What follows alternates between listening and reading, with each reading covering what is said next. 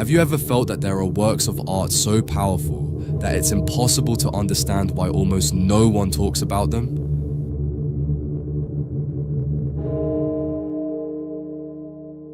The painting you're looking at right now isn't in a major museum. It wasn't painted by a famous artist, and chances are you've never seen it before.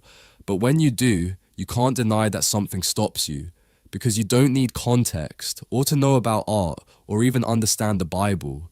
You just need to look at it, and it cuts through you.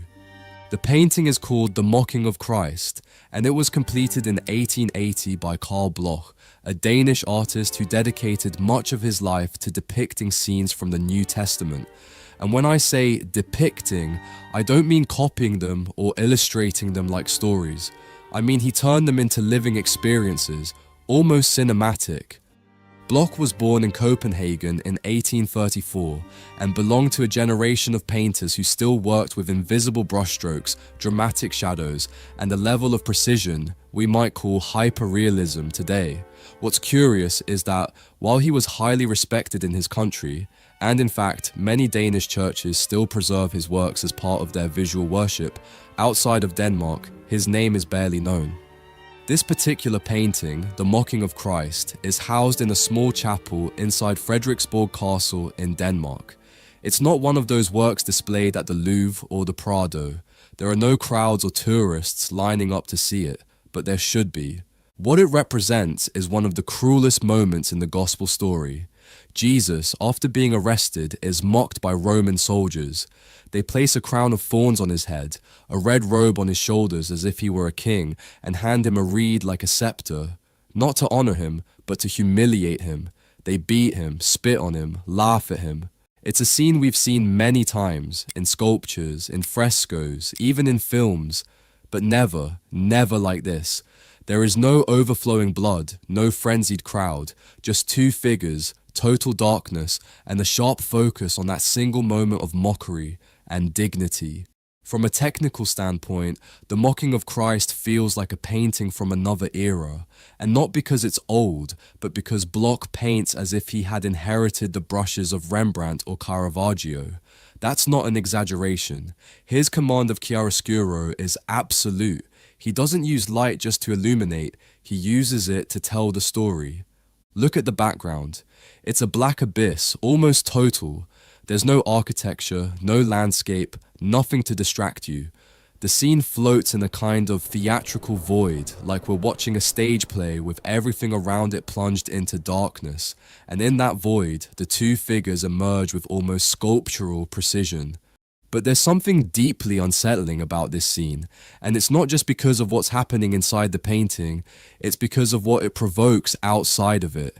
Because here Jesus isn't just being humiliated, he isn't defeated, he isn't caught in chaos, he's aware, present, and most powerful of all, he's looking at us. This is what's known as breaking the fourth wall, a technique used in film and theatre when a character looks directly at the audience, breaking the illusion of the story. Bloch does the same thing here, with a single gaze. Christ isn't looking at the soldier insulting him, he's looking at us, as if he knows we're here, as if he's including us in the moment, and that changes everything. Because how do you react when someone being humiliated unjustly looks at you like that? With that calm, that mix of silent pain and compassion. There's no hatred in his face, no resentment, but there's no indifference either. The contrast with the soldier is brutal. That open mouth, the tense eyes, the aggressive gesture. He's shouting, but we don't know what, and that opens the door to one of the most disturbing questions in this painting. What do you think he's saying? Is he insulting him, mocking him, or is it something more intimate, more cruel? Maybe he's not yelling King of the Jews like the Gospels say. Maybe it's something more human, something that might even make you feel targeted.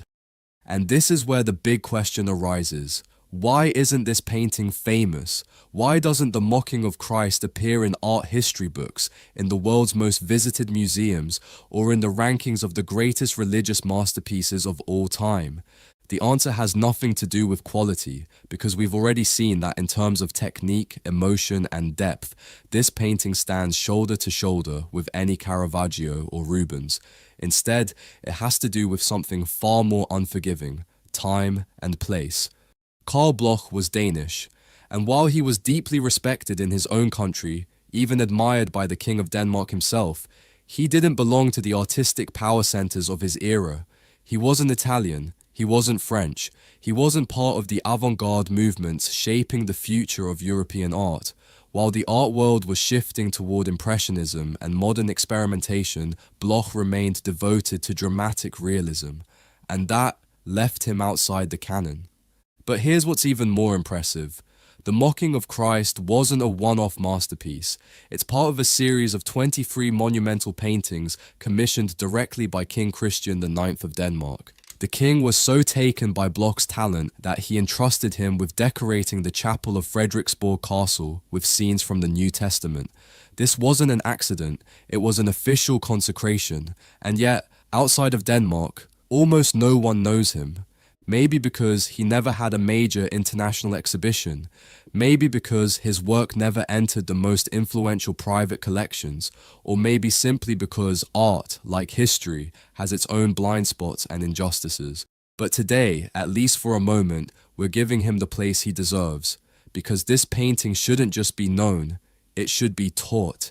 When a painting has the power to stop you in your tracks, to make you feel seen, judged, and, at the same time, understood, you know you're standing in front of something extraordinary. The Mocking of Christ by Carl Bloch isn't just a forgotten artwork, it's a painting that still speaks, even if almost no one is listening. It speaks of the power of dignity, of silence in the face of hatred, and of how difficult it still is, even today, to hold someone's gaze when they confront us with the truth. Now that you've seen it, I'd love to know what it left you with. What do you think the soldier is saying to Jesus?